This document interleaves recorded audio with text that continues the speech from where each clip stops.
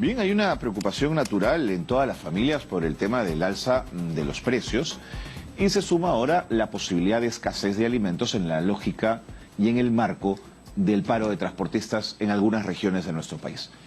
¿Qué significa esto? ¿Qué alcance tiene? Vamos a conversar de ello con Ana Reátegui, economista y directora del Programa de Desarrollo Gerencial de SAN. Hola Ana, ¿cómo le va? Qué gusto conversar con usted, bienvenida. Muchísimas gracias, un placer. Gracias a ustedes, más bien.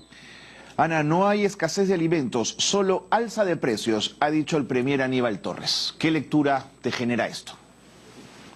Bueno, al no poder llegar, en este caso hablando del mercado de Lima, al no poder llegar se produce una escasez, ¿no? El producto no está en el mercado debido, como bien decía antes en la presentación, hay un problema en las carreteras en este instante.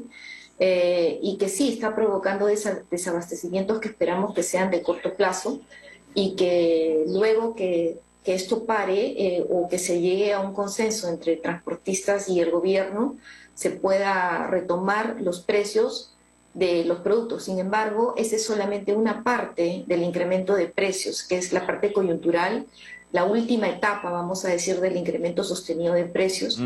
Pero esto es no solamente de los transportistas, se debe a múltiples razones, unas que son locales, estrictamente nacionales, vamos a decir, y otras que lamentablemente son importadas, como le decimos los economistas, hay dos partes, una inflación nacional y una inflación importada. Claro. Y sobre la importada es muy complicado poder actuar y nos está cayendo a todos, me refiero a todos los países, en una medida muy fuerte y es parte del problema, ¿no?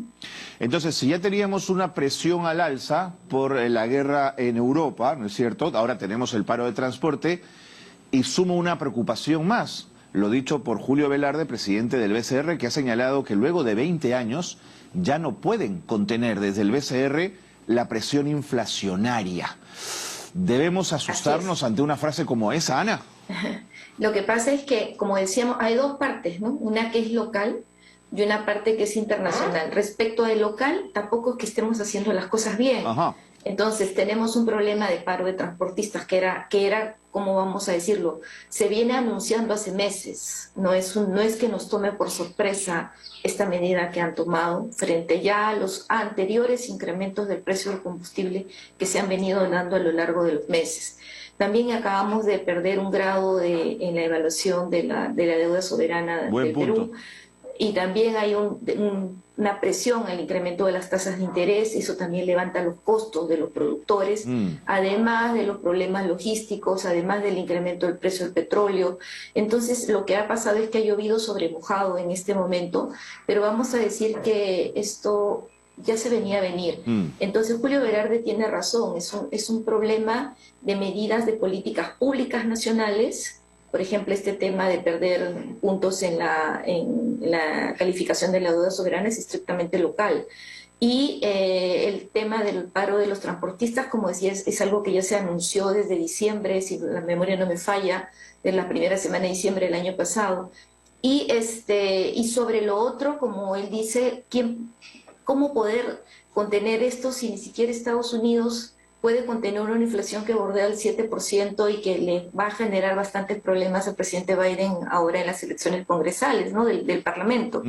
Entonces, es muy difícil, muy complicado. Ana, pero de las cosas que has planteado, como políticas públicas, como la posibilidad de un cambio en la matriz energética para pasar más al gas y no depender tanto de la gasolina, ¿no es cierto? Son miradas de largo aliento. En lo inmediato, ¿cuál es el margen de maniobra que tiene el gobierno? En lo inmediato la tiene muy la De repente lo que se puede reforzar y estabilizar es una política que teníamos de Estado por muchos años, pero que se ha venido deteriorando, es la estabilización del precio del fondo para estabilizar el precio del combustible, que simplemente en un momento desapareció el fondo y se perdió una política pública que tenía ya bastantes años, un par de décadas, poco más tal vez. Entonces se desmanteló, volverla a implementar de manera inmediata tendría que ser ya, y seguramente el Ministerio de Economía lo estará manejando, lo estará teniendo en consideración, porque después, ¿cómo? O sea, el tema de por lo menos mitigar el precio del combustible ya ayudaría. En el tema de las tasas de interés, el Estado tendría que dar, en este instante, medidas claras de una mejor institucionalidad para que las calificadoras no continúen con el deterioro de la calificación y también el sistema financiero se sienta más tranquilo Claro. de que no va a seguir perdiendo calificación, sus propios títulos y tratar de contener el riesgo previsible. Recuerda que uno no toma decisiones en base solamente a lo que sucede en el presente, sino que hoy día tomas decisiones en base de lo que piensas que va a pasar en el futuro. Así es, de acuerdo, entonces, Ana. si el deterioro tú lo ves venir, entonces hoy día vas a tomar las medidas. Entonces creo que una cosa que los políticos, en este caso el Poder Ejecutivo, puede hacer inmediatamente es tratar de dar señales claras de mejorar la institucionalidad. Ok. Para buscar una mejor reacción de los mercados. Por supuesto que se puede hacer, de acuerdo, ¿no es cierto? De acuerdo. O sea, ahora, cuando uno lo quiere hacer, se puede hacer. Ana, yo no quiero ser apocalíptico, pero muchas de las cosas que me estás contando me remiten al primer gobierno de García. Y eso me da un terror gigante, que en lo económico fue un desastre espantoso. En ese sentido, ¿sería posible permitir, por ejemplo, que mercados y supermercados racionen la cantidad de productos que entregan a la gente para evitar desabastecimiento? Es decir, empezar con una suerte de lucha también contra la especulación, que en estos casos los pillos van a encontrar su espacio. No, yo no creo que sea ese el caso de Alan García, yo también lo viví bastante bien. ¿Por qué? Porque efectivamente producto existe, ¿no? Lo que está provocando en este momento el último eslabón del problema es en este instante las carreteras, a las cuales parece que no se le está dando mucha importancia. Las carreteras, los productos no están llegando.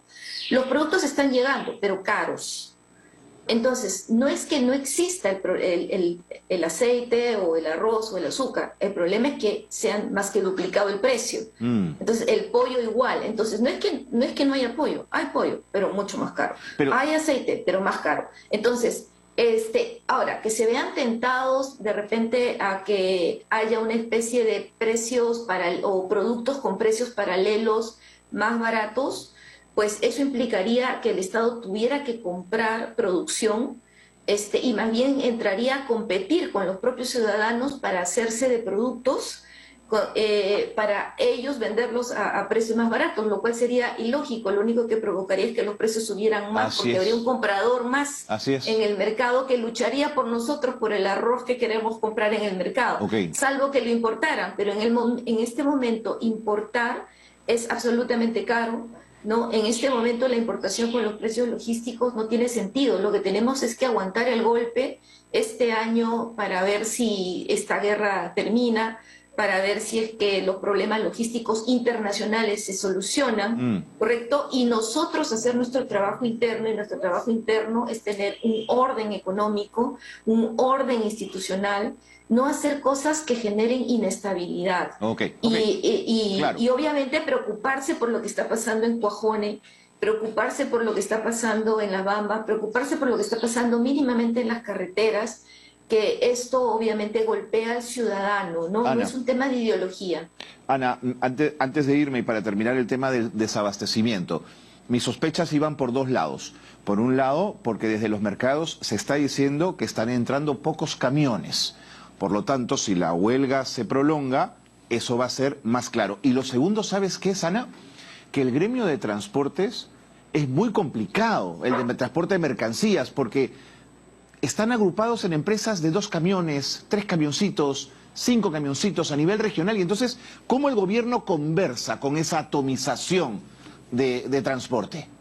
Seguramente es difícil, pero todo lo que, a ver, como comentaba hace un momento, esto no ha nacido en este instante. No, seguro, ¿no? Seguro. Y ellos han manifestado en repetidas oportunidades su voluntad de conversar. Esto no es nuevo.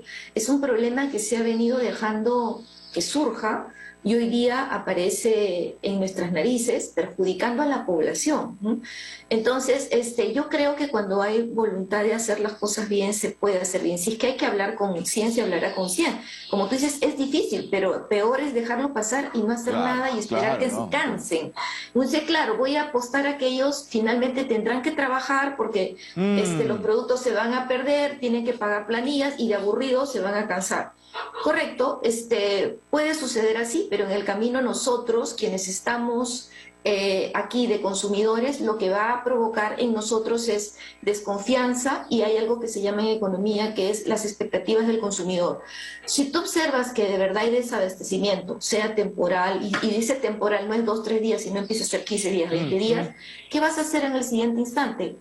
Vas a tratar de acaparar, ¿no es cierto? Te vas a empezar a preocupar. Claro. Y eso es la profecía autocumplida. Es decir, al final todos terminaremos tratando de llenar todos los que pudiéramos, por supuesto, trataremos de llenar nuestros almacenes lo más que pueda, y lo único que provocaremos es que los precios suban aún más. De acuerdo.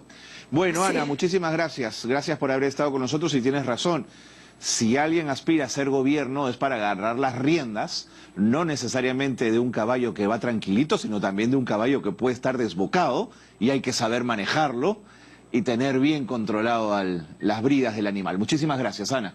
Así es, un abrazo, gracias a ustedes. Un gran abrazo. Ahí estaba, clarísimo, Ana Reati, economista y directora del Programa de Desarrollo Gerencial de SAN, que ha estado con nosotros. Tenemos más información, esta llega desde Palacio de Gobierno.